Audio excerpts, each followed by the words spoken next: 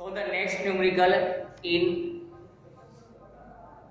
on the degree of dissociation and the Bantoff factor. बघा नीट लक्ष द्या इकडे.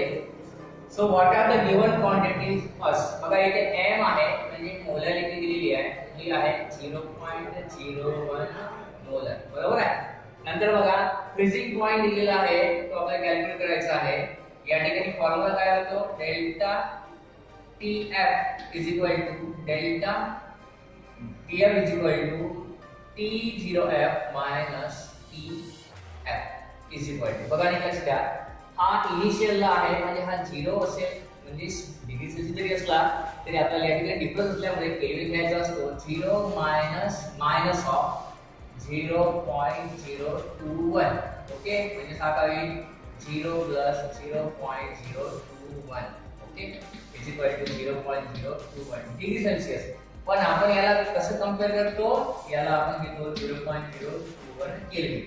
जेव्हा आपण फ्रीजिंग पॉइंट लोकेशन घेतो बरोबर आहे त्या ठिकाणी आपल्याला डिग्री सेल्सियस ऐवजी केल्विन घ्यायचा असतो. अशा प्रकारे आपण हे कॅल्क्युलेट करतोय.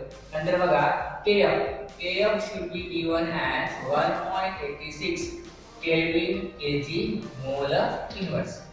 तर आपल्याकडे रिलेशन आहे बघा क्या रिलेशन का वापर करू delta TF is equal to I into KF into M म्हणजे मोलॅरिटी.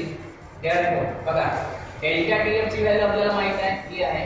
I बघा I काय का आपल्याला I नाही KF माहित आहे आणि M माहित आहे पण आपल्याला कॅल्क्युलेट करताना याकडे कॅल्क्युलेट करायचं आहे yes delta TF whole divided by KF into M is equal to I. Okay, now we are going to substitute the values. So I is equal to delta TF की value होगा किती आहे 0.021 hole divided. नंतर KF की value आहे 1.86 okay student आणि M ची value आपल्याकडे आहे 0.01. आता हे सॉल्व करताना आपल्याला वापर करायचा आहे लॉगॅरिथमचा. मला ऑलरेडी हे माहिती होतं की असं कॅल्क्युलेशन मला येणार आहे म्हणून मी इथे कॅल्क्युलेट करून ठेवलं आहे बघा. पहिला लॉग नंतर दोन लॉग काढलेले आहे डिनॉमिनेटर मधले त्याची व्हॅल्यू लिहिलेली आहे. दोघांचं मायनस करून जी व्हॅल्यू येत आहे ती या ठिकाणी येणार आहे 1.13 दॅट इज I ची व्हॅल्यू काढलेली आहे. नंतर बघा काय आहे calculate it's degree of dissociation. कोणाचं करायचं आहे फॉर्मिक ऍसिड. बघा formic acid dissociates. Okay formula काय असतो बघा CH3COOH. डिसोशिएट झाल्यानंतर या ठिकाणी CH3COO negative plus H positive हा सुद्धा वन आहे आणि हा सुद्धा वन आहे. N is equal to 1 plus 1 is equal to 2. बरोबर. So we have the I and I should be alpha should be given as is formula है I minus 1 divided by N minus 1. बघा अशा प्रकारे हा formula आहे. I बघा I ची value आपण काढलेली आहे. I should be I is 1.13 minus decimal पाहिजे बरोबर आहे 1 okay whole divided by N ची व्हॅल्यू किती आहे 2 म्हणजे 2 minus 1 मायनस आहे.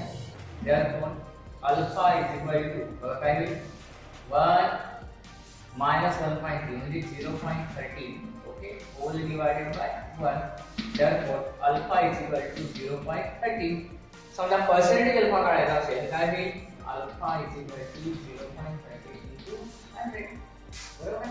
Therefore, alpha is equal to 13%. बघा डिग्री ऑफ डिसोसिएशन हे आहे आणि पर्सेंटेज डिग्री ऑफ डिसोसिएशन हे आहे 13%. So in this way we can calculate the given values using the calculation of degree of dissociation. So my dear student, now the next numericals.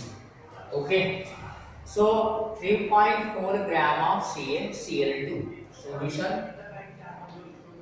and the given data 3.4 gram of CaCl2 means W2 is equal to 3.4 gram. नंतर CaCl2 dissolve केलेला म्हणजे solute आहे बघा. CaCl2 म्हणजे काय होतो calcium plus okay twice into Cl. कॅल्शियमचा 40 असतो molar mass, त्याच्यानंतर 2 इनटू 35.5 बरोबर 40 प्लस किती होईल 71 okay. It should be 101 gram molar mass. हा असेल M2 बरोबर. नंतर लिटर मध्ये दिलेला आहे म्हणजे volume should be given 2.5 litre म्हणजे काय होतो dm2 इथे लिहून घेतो litre is equal to 2.5 dm2. Next बघा 300 kelvin temperature T is equal to 300 Kelvin and what is the osmotic pressure of the solution काढायचा आहे. हँडकप फॅक्टर म्हणजे I should be 2.47 हा दिलेला आहे. Now we have know that what is the relationship between the osmotic pressure phi okay and the handcuff factor that is I into mRT okay. मग m बरोबर काय होतो m बरोबर आपण व्हॅल्यू सुरू करतो म्हणून I into W2 into R into T whole divided by D into pi बरोबर. व्हॉल्यूम इथे W2 आहे म्हणजे या ठिकाणी आपल्याला काय करायला लागेल M2 घ्यावा लागेल into volume okay. So substitute the value काय होतं बघा pi is equal to value substitute करा. I ची व्हॅल्यू आपल्याकडे आहे बघा it is a 2.47 okay. Then W2 that is a 3.4 gram into then R चा स्टँडर्ड कॉन्स्टंट झाला 0.08205 okay and 300 Kelvin temperature. Then volume M2 molar mass आहे 11111 into last one volume किती आहे बघा व्हॉल्यूम या ठिकाणी आहे तुम्हाला 2.5 ओके. आता काय करायचं आता आपल्याला लॉगॅरिथम मेथडनी हा न्यूमेरिकल सोडवायचा आहे. हे सर्व न्यूमरेटर मध्ये आहे मल्टिप्लिकेशन आहे सर्वांचा लॉग बघायचा त्याची बेरीज करायची बरोबर. डिनॉमिनेटर मध्ये क्वांटिटी आहे सगळ्यांचा दोघांचा लॉग बघा यांची बेरीज करायची. न्यूमरेटर मध्ये जी व्हॅल्यू येईल आणि डिनॉमिनेटर मध्ये जी व्हॅल्यू येईल लॉग पाहिल्यानंतर दोघांचं सबट्रॅक्शन करा आणि जी व्हॅल्यू येईल त्याचं अँटीलॉग बघा. ती व्हॅल्यू आपल्याकडे येतोय 0.745 आपण लिहितोय 0.4 that is 745 आणि ऑस्मोटिक प्रेशर असल्यामुळे युनिट डेफिनेटली काय असेल. सर्वांनी लॉगॅरिथम हा तुम्ही जिथे कॅल्क्युलेशन करणार त्याच्या उजव्या बाजूला लिहायचा. पेन्सिलने लिहिला तर तुम्हाला कुठे चूक झाली तरी तो तुम्हाला दुरुस्ती करता येतोय. अशा प्रकारे आपल्याला हा न्यूमेरिकल कॅल्क्युलेट करता येतो. विद्यार्थ्यांनो जेव्हा 1 मार्क ऑफ क्वेश्चन येतो तेव्हा ऑब्जेक्टिव्ह विचारला जातो त्या ठिकाणी अशा प्रकारचा नेहमीच न्यूमेरिकल असतो. काय करायचं लक्षात घ्या तुम्हाला काय म्हणतोय which of the following solutions will have maximum boiling point elevation and which have minimum freezing point temperature assuming the complete dissociation. म्हणजे KCl असो NaCl असो AlPO4 असो MgSO4 असो याचं डिसोसिएशन केल्यानंतर मॅक्झिमम नंबर ऑफ पार्टिकल जेव्हा मिळतात तेव्हा इलेव्हेशन ऑफ बॉइलिंग पॉइंट हा मॅक्झिमम असतो आणि ज्यावेळेस आपण डिसोसिएट केल्यानंतर नंबर ऑफ पार्टिकल्स हे आपल्याला लेस मिळतात त्यावेळेस त्या ठिकाणी फ्रीजिंग पॉइंट डिप्रेशन हा काय असतो मिनिमम असतो. म्हणजेच कशामध्ये डिपेंडेबल आहे dissociation of particles dissociation of molecules वरती त्याचं इलेव्हेशन इन बॉइलिंग पॉइंट किंवा depression in freezing point dependable असतो. आपण या ठिकाणी ए सोडवण्याचा प्रयत्न करू. ए काय म्हणतो बघा 0.1 मोलर KCl. KCl चं डिसोसिएशन कसं होते बघा KCl dissociates as K positive plus Cl negative बरोबर आहे. बरोबर K पॉझिटिव्ह डिसोसिएट्स पहिल्यांदा किती होता 0.1 ओके पुन्हा किती 0.1 आणि 0.1 दोन्ही ठिकाणी बघा इथे किती आहे 1 आहे इथे किती आहे 1 दोघांचे ऍडिशन करा तुम्ही म्हणजे काय मिळेल तुम्हाला या ठिकाणी 0.2 बरोबर आहे. किती पार्टिकल आहे त्या ठिकाणी फक्त 2 पार्टिकल्स आहेत आणि याचं डिसोसिएशन होत असताना बघा या ठिकाणी हे प्लस हे केलं आपण इथे समजा 2 असते तर हा डबल टाइम्स केला असता पण या ठिकाणी बरोबर 0.2 मोलर बरोबर आहे.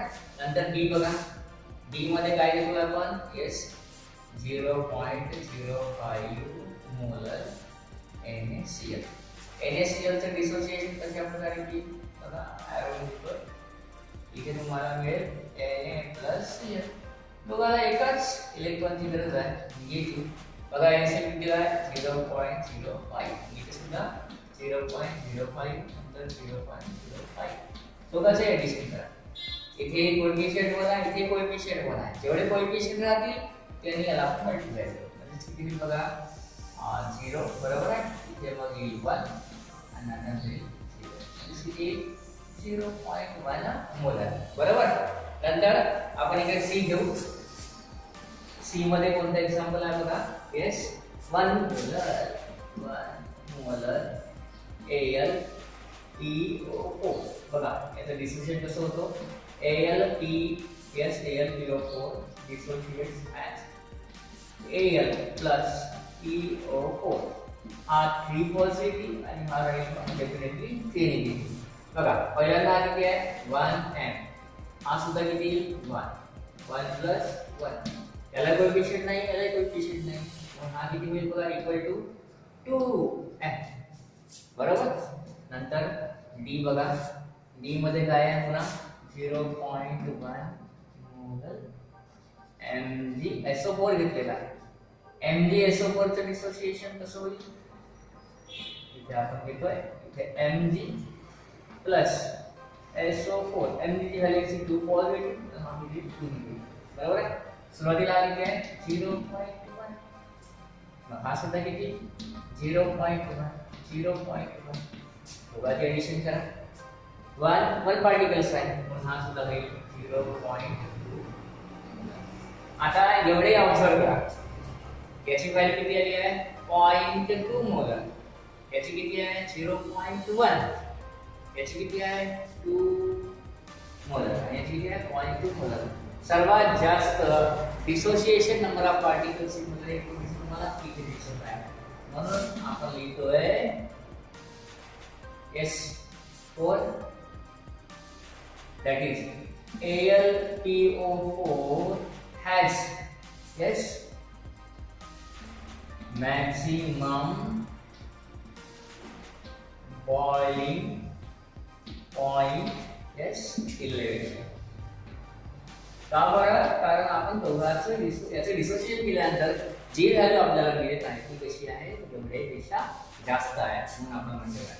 मग सर्वात कमी कोणाची आहे 0.2 नंतर पॉइंट सर्वात कमी आहे म्हणून आपण लिहितो NaCl has yes minimum yes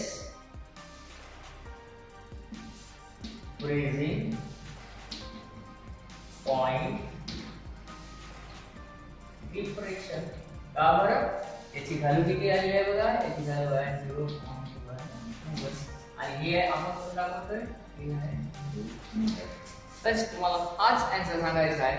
अशा प्रकारचं डिसोसिएशन केल्यानंतर ज्याची व्हॅल्यू जास्त निघेल त्याला म्हणायचं हायेस्ट काय आहे बॉइलिंग पॉइंट एलिव्हेशन आहे आणि ज्याची व्हॅल्यू कमी निघेल त्याला म्हणायचं काय आहे मिनिमम फ्रीजिंग पॉइंटचं डिप्रेशन आहे. अशा प्रकारचा हा न्यूमेरिकल आहे. So student listen here assuming complete dissociation calculate molality. What we have to calculate the molality is equal to question mark. In aqueous solution of KBr, whose the freezing point is म्हणजे T that is a TSF okay is given as minus 2.95 degrees centigrade आणि difference घ्यायचा असल्यामुळे आपण याला लिहितो minus 2.95 kelvin. मग TF किती असेल तर 0 डिग्री सेल्सिअस बरोबर 0 डिग्री केल्विन बरोबर आहे. त्यानंतर KF Kf should be given as 1.86 Kelvin kg mole inverse.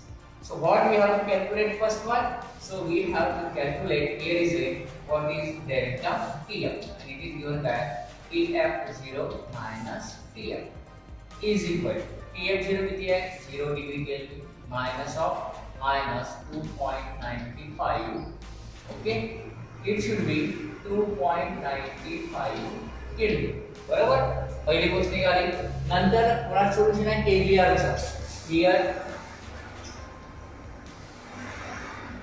Solution of KBr. मग काय होईल केबीआर चं डिसोसिएशन कसं मिळेल? ए पॉझिटिव्ह प्लस बीआर निगेटिव्ह. हा किती आहे 1, हा किती आहे 1 आणि हा किती आहे 1. मग काय होईल I is equal to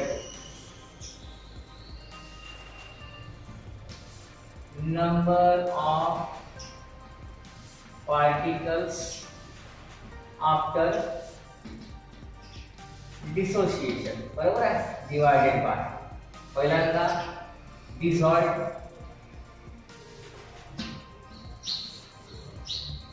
number of moles. बघा किती झाले बघा 1 + 1 किती होतील 2. इथे लिहून घेऊ आपण 1 + 1 = 2 आणि डिझॉल्व किती आहे 1. मग I बरोबर किती होईल बरोबर. मग आपल्याकडे फॉर्म्युला आहे.